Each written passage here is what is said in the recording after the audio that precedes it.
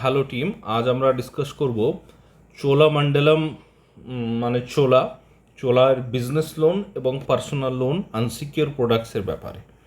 So পুরো পলিসির ব্যাপারে এবং ডকুমেন্টেশন ব্যাপারে, রেট অফ চার্জেস ব্যাপারে সম্পূর্ণ বিস্তারিতভাবে আজ ডিসকাস করব। সো ফার্স্ট অফ লেন্ডারের ব্যাপারে আমাদেরকে একটু বিশদভাবে সর্বপ্রথম জানতে হবে। লেন্ডার মানে যে লোন প্রোভাইড করছে, মানে কোম্পানি, এনবিএফসি বা ব্যাংক। সো লেন্ডারের লোকেশন, তারা লোকেশন কত দূর অবধি কাজ করবে সেই বিষয়ের জন্য সর্বপ্রথম আমাদেরকে ইনফরমেশান নিতে হবে। So first of all, base branch Berhampore লোকেশনে আছে বিজনেস লোনের জন্য। তার জিও লোকেশন হলো বরহমপুর থেকে 60 কিলোমিটার। সো অনেকে 60 কিলোমিটার কীভাবে ক্যালকুলেট করতে হবে তার কোশ্চেন আসে অনেকের মনে। So 60 kilometre for standard cases, normal কেসেসের জন্য 60 কিলোমিটার রেঞ্জ, এবং ভালো কেস, বেটার কেস যদি হয় তাহলে 10 কিমি এক্সট্রা আর কি ম্যাক্সিমাম যাওয়া যেতে পারে স্পেশাল কেসের জন্য, যাদের এলিজিবিলিটি 8-10 লাখের উপরে আসবে সেই সমস্ত কেসগুলো। এবং কিলোমিটার ক্যালকুলেট হবে গুগল ম্যাপের ডেটা অনুসারে। কাস্টমারের বাড়ি, সেই বাড়ি থেকে বহরমপুর বাস স্ট্যান্ডের ডিস্ট্যান্স কত গুগল ম্যাপে যেটা দেখাচ্ছে সেটার উপরে আর কি কতটা ডিস্ট্যান্স হলো সেটার ক্যালকুলেশন ওখানেই বলা যাবে। তার উপরে বেস করে ডিসাইড হবে যে কত কিলোমিটার জিও লোকেশনের মধ্যে পড়ছে।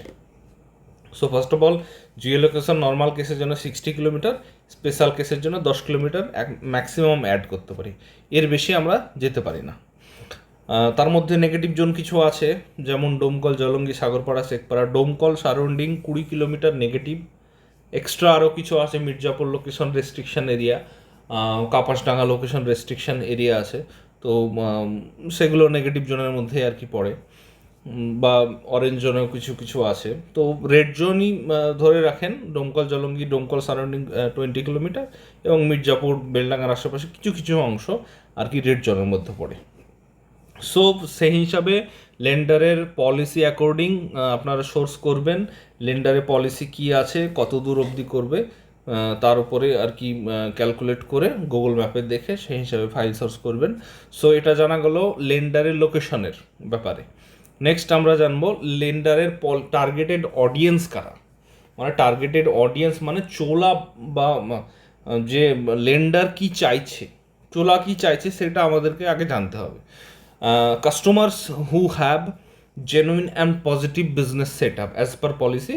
Genuine and positive business as per policy মানে হচ্ছে যেগুলো লিস্টেড আছে বিজনেস পলিসিতে পজিটিভ, সেগুলো একমাত্র হবে, এবং জেনুইন বিজনেস হতে হবে সর্বপ্রথম ক্রাইটেরিয়া। বিজনেস যাদের করা 3 বছরের হয়ে গেছে, 3 বছর এক্সপিরিয়েন্স হয়ে গেছে উইথ রিকোয়ার্ড প্রুফ, সেগুলো হবে। সো বিজনেস জেনুইন হতে হবে এবং 3 বছর পুরনো হতে হবে। At least 10 lakh deposit in account, সেভিংসও হতে পারে, কারেন্টও হতে পারে, ইন লাস্ট 6 মান্থস। সেভিংস অথবা কারেন্ট অ্যাকাউন্টে লাস্ট 6 মাসে 10 লাখের ডিপোজিট মিনিমাম হতেই হবে। ABB average bank balance daily বেসিসে 20,000-এর ওপরে হতে হবে। এবার এটা অ্যাভারেজ, ডেলি 20,000 টাকা থাকতে হবে এটার মানে নয়। অ্যাভারেজ কোনো মাসে এরকম দেখা গেল কোনো দিন 10,000, 5,000, কোনো দিন 40,000, কোনো দিন 80,000, কোনো দিন 5,000, এভাবে আর কি অ্যাভারেজ যেন মিনিমাম 20,000 টাকা আসে। মিনিমাম 4 লাখের লোন ট্র্যাক থাকতে হবে, যার কিস্তি চালানো 6 মাস হতে হবে। সেটা আনসিকিউর বিজনেস লোন হতে পারে, পার্সোনাল লোন হতে পারে, loan against property, home loan, car loan, commercial vehicle loan, এবং আদার্স টার্ম লোন যদি থাকে তাহলে আর কি সেটা অ্যাকসেপ্টেবল হবে। সো মিনিমাম 4 লাখের লোন ট্র্যাক থাকতে হবে, এবং সেই লোনটি মিনিমাম 6 মাসের পুরনো হতে হবে, মানে 6টা কিস্তি ঠিকঠাকভাবে চালিয়েছে এরকম। No bounce in last 6 month, 6 মাসের মধ্যে কোনো বাউন্স করা চলবে না। রেয়ার কেসে মিনিমাম 3 মাস থাকে, কিছু কিছু রেয়ার কেসে আর কি 6 মাস থাকে, সেটা বিজনেসের উপর ডিপেন্ড করে। সিভিল 700-র ওপরে মিনিমাম থাকতে হবে। বিলো 700 এবং -1 আর নট এলিজিবল। বিলো 700 হবে না, বা -1 সিভিল হবে না। সিভিল 700-র ওপরে মিনিমাম থাকতে হবে for both co applicant and applicant. So এইসব প্যারামিটার যদি ম্যাচ করে তো কাস্টমার তার লোন ট্র্যাকের ম্যাক্সিমাম যত লোন আছে, কথার কথা কেউ 5 লাখ টাকার লোন নিয়েছে, আপ টু 10 লাখ টাকা অবধি সে লোন পেতে পারে। এর এলিজিবিলিটি 10 লাখ টাকা, যদি এই সমস্ত ক্রাইটেরিয়া ম্যাচ করে। ওকে, সো এই সমস্ত ক্রাইটেরিয়া দেখতে হবে।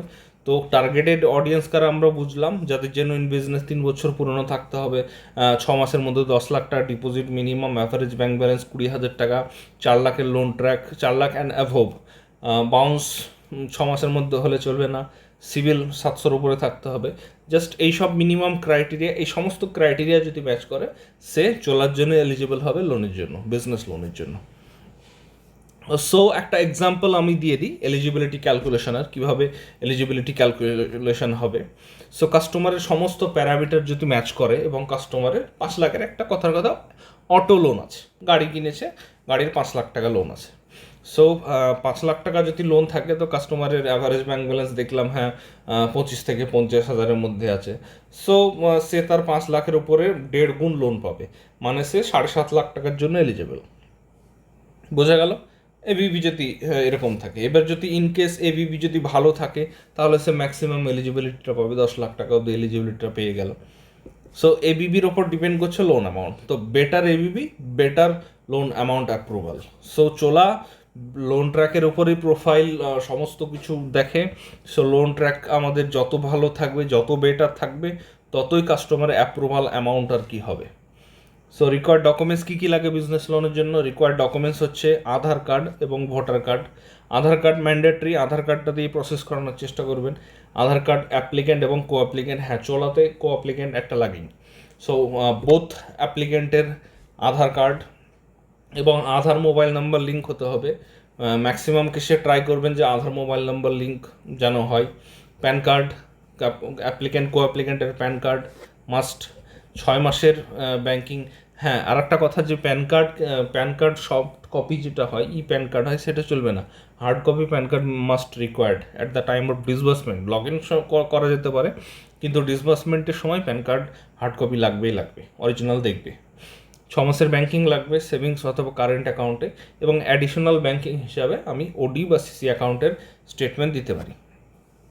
ওল্ড বিজনেস প্রুফ লাগবে, আইটিআর বা উদ্যম সার্টিফিকেট বা জিএসটি যাই আছে কাস্টমারের ভিন্টেজ প্রুফ হিসাবে 3 বছর পুরনো ওল্ড একটা বিজনেস প্রুফ অবশ্যই মাস্ট রিকোয়ার্ড, যে আমি 3 বছর ধরে বিজনেস করছি তার প্রুফ হিসাবে প্রয়োজন।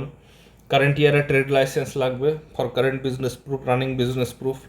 1 বছরের ফুল আইটিআর লাগবে, যে কোনো 1 বছর, সেটা 22, 23, 23, 24, 21, 22 হতে পারে। আপ টু 10 লাখ টাকা অবধি নর্মাল আইটিআরে হয়ে যাবে। 10 লাখ টাকার ওপরে হলে তখন অডিটেড আইটিআর মাস্ট, অডিটেড সেটা করা যেতে পারে।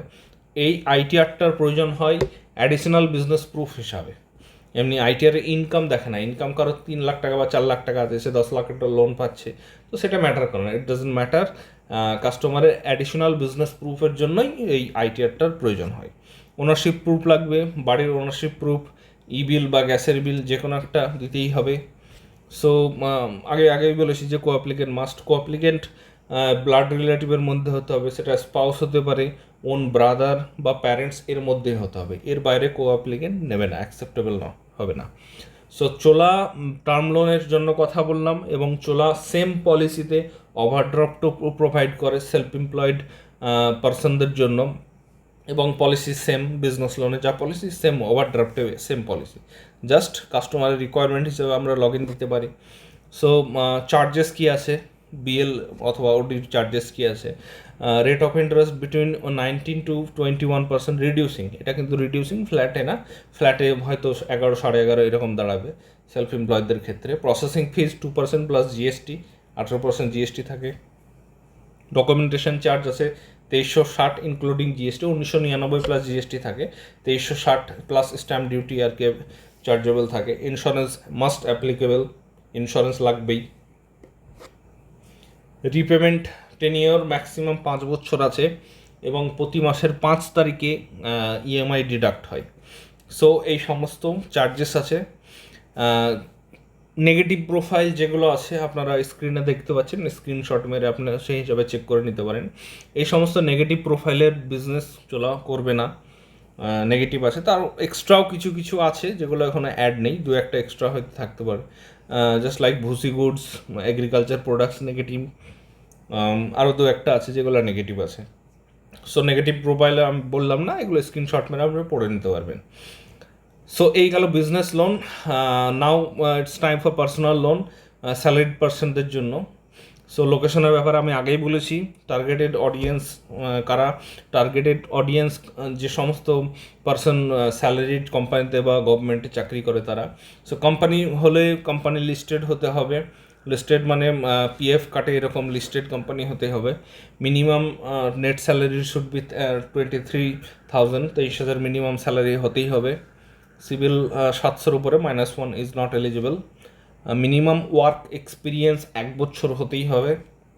No bounce in last 6 month, last 6 মাসে কোনো বাউন্স হলে চলবে না।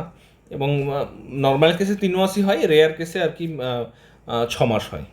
সো রিকোয়ার্ড ডকুমেন্টস কী কী লাগে, সেম আধার, অ্যাপ্লিকেন্ট কো অ্যাপ্লিকেন্ট, প্যান কার্ড, লাস্ট 3 মাসের পে স্লিপ, লাস্ট 6 মাসের স্যালারি অ্যাকাউন্টের স্টেটমেন্ট, অ্যাপয়েন্টমেন্ট লেটার অথবা আইডি কার্ড অথবা ফর্ম 16, যাতে আর কি লেখা থাকে ডেট অফ জয়নিং কবে।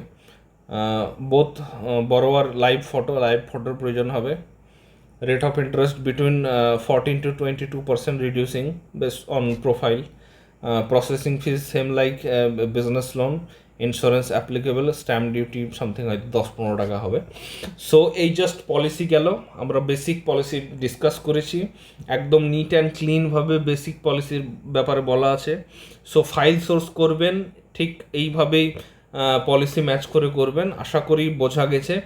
আপনাদের যত সমস্ত এক্সিস্টিং ক্লায়েন্টসদের লোন করিয়েছেন তাদের সময় এসেছে টপ আপ করার।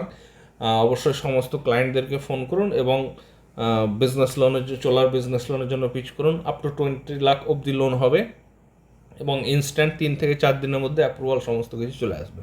ওকে, সো বাস এটুকুই বলার ছিল। এবার আপনারা আপনার মতোভাবে বিজনেসটা ঠিক গুছিয়ে নিন।